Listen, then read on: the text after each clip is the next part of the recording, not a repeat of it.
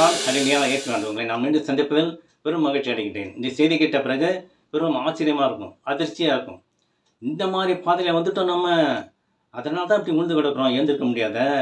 ஐயோ இது தெரியாமல் போச்சு எனக்கு என்று நீங்கள் பெரும் அதிர்ச்சி அடைவீர்கள். அப்படிப்பட்ட செய்தி தான்.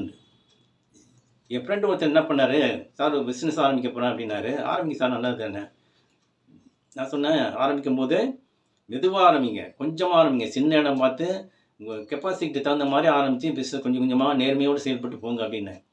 அட போங்க சார், அப்படின்லாம் பண்ண முன்னுக்கு வர முடியாது, நல்லா பெருசாக ஆரம்பிக்கணும், பெருசாக ஆரம்பித்தா அதை பார்த்து 4-5 பிரான்ச்சு உருவாக்க முடியும் என்று பெருசாக ஆரம்பிக்கிறாரு. தண்டப்புடலாம் ஆரம்பிக்கிறாரு, போஸ்டர் விட்டுறாரு, வானமரம் கட்டுறாரு, சினிமா நடிகர்கள்லாம் வர வைக்கிறாரு, கட்சி தலைவர்கள்லாம் வர வைக்கிறாரு, முதல்ல வரவங்களுக்கு கோல்டு காயின் ஃப்ரீ அப்படின்னு விளம்பரம்லாம் கொடுக்குறாரு.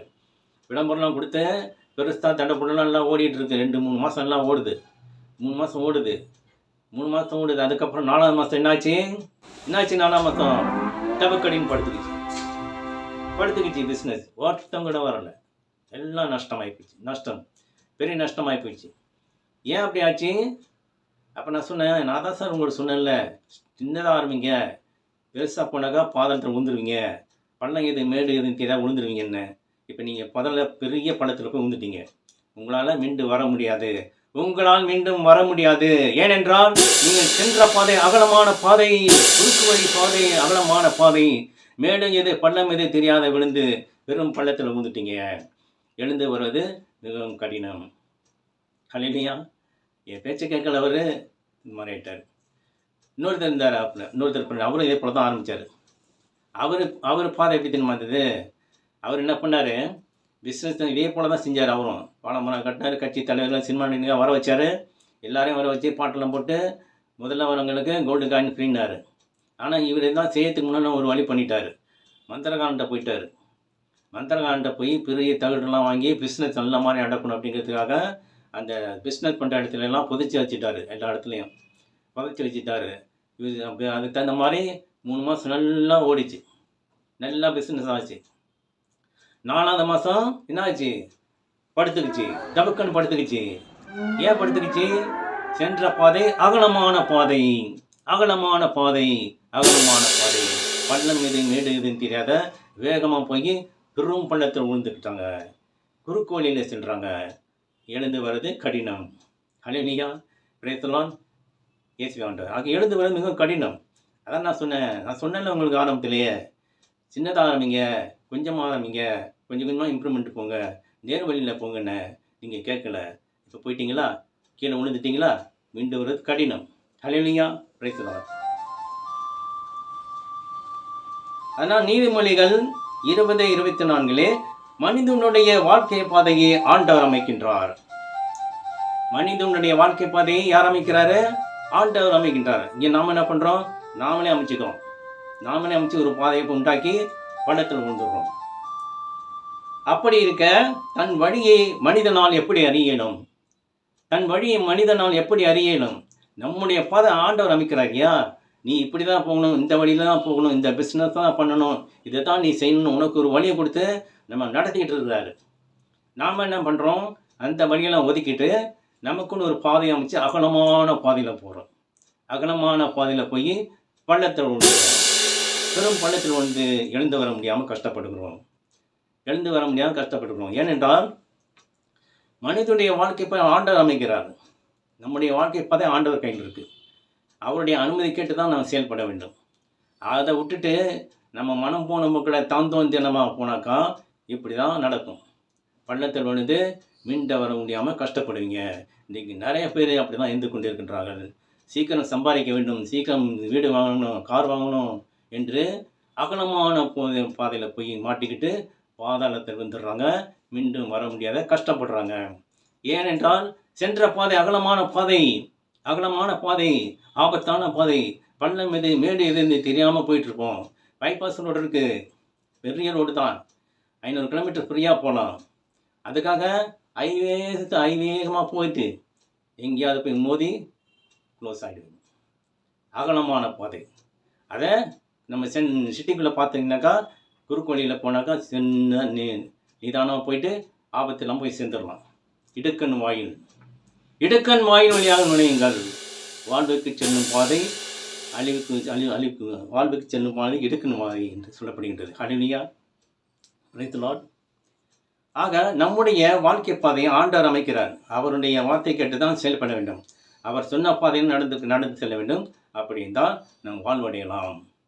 ஹல்லேலூயா, பிரைஸ் தி லார்ட். இயேசுவே ஆண்டவர்.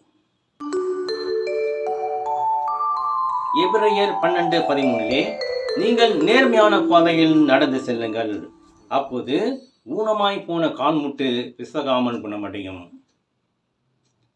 முதல்ல நேர்மையான பாதையில் நீங்கள் போகல, குறுக்கு வழியில் போனீங்க, பல நஷ்டமாகி கஷ்டப்பட்டு நஷ்டமாயிட்டீங்க. இப்போ என்ன சொல்கிறாரு, நீங்கள் நேர்மையான பாதையில் செல்லுங்கள், அப்பொழுது ஊனமாய் போன கால்முட்டு அப்படின்னா முதல்ல நடந்த நஷ்டம், பெருங்கல் தொல்லைகள் கஷ்டங்கள்லாம் இதெல்லாம் சரியாகி நீங்கள் நல்லா முன்னுக்கு வருவீங்க. அதை விட அதிகமாக சம்பாதிப்பீங்க. ஏனென்றால் நேர்மையான பாதை நடந்து செல்லுங்கள், அப்பொழுது ஊனமாய் போன கால்முட்டு பிசகாமல் குணமடையும். இப்போ நேர்மையான வழியில் சென்னாக்கா நம்ம பிஸ்னஸ் நல்ல மாதிரி நடக்கும். முதல்ல நஷ்டம் இல்லாமல் நடக்கும். குணமான கால்முட்டு பிசகாமல் குணமடையும். அப்படின்னா நஷ்டம் இல்லாமல் போய் நம்ம போய் சேரலாம். ஹல்லேலூயா, பிரைஸ் தி லார்ட். இயேசுவே ஆண்டவர். மத்தேயு நற்செய்தி அதிகாரம் 7:13-14 இடுக்கமான வாயின் வழியாக நுழையுங்கள், வாழ்வுக்கு அழிவுக்கு செல்லும் வாயில் அகன்றது. ஏனெனில் அழிவுக்கு செல்லும் வாயில் அகன்றது, வழியும் விரிவானது, அதன் வழியை செல்வோர் பலர். அகலமான பார்த்தீங்கன்னா நிறைய பேர் போகிறாங்க. இன்னைக்கு சீக்கிரம் சம்பாதிக்கணும், சீக்கிரம் வீடு கட்டணும், சீக்கிரமாக செட்டில் ஆகணும் என்று அகலமான பாதையில் போய் அதில் பாதாளத்தில் வந்துடுறாங்க. ஏனென்றால் அகலமான பாதை அழிவுக்கு செல்லும் வாயில் அகன்றது. பைபாஸ் ரோடு அழிவுக்கு செல்லும் பாதை அகன்றது, அதன் வழியும் நீளமானது, விரிவானது, நீண்டமான 500,000 கிலோமீட்டர் ஃப்ரீயாக போகலாம். போகணுன்னா எப்படி போகணும், நிதானமாக போகணும். பாதை வழி ஃப்ரீயாக இருக்குன்னு வேகமாக போய் அழிவுக்கு செல்வீர்கள், அழிந்து விடுவீர்கள், ஆச்சுன்னா இறந்து விடுவீங்க. அதுதான் அழிவுக்கு செல்லும் வாயில் அகன்றது. ஏனெனில் வழியும் விரிவானது, அதன் வழியை செல்வோர் பலர். நிறைய பேர் நீங்கள் அப்படி தான் போகிறாங்க. சீக்கிரமாக சம்பாதிக்கணும், சீக்கிரமாக சம்பாதிக்கணும், சீக்கிரமாக செட்டில் ஆகணும். அவசரம். அந்த மாதிரி அகலமான பாதையில் போய் அதில் பாதாளத்தில் விழுந்துடுறாங்க. மீண்டும் எழுந்து வர முடியாத கஷ்டப்பட்டு கொண்டிருக்கின்றார்கள். ஏனென்றால் சென்ற பாதை அகலமான பாதை, இடுக்கண் வழியாக நுழையலை. நீங்கள் இடுக்கண் வாயில் வழியாக நுழையல, சென்ற பாதை அகலமானது. ஹல்லேலூயா, பிரைஸ் தி லார்ட்.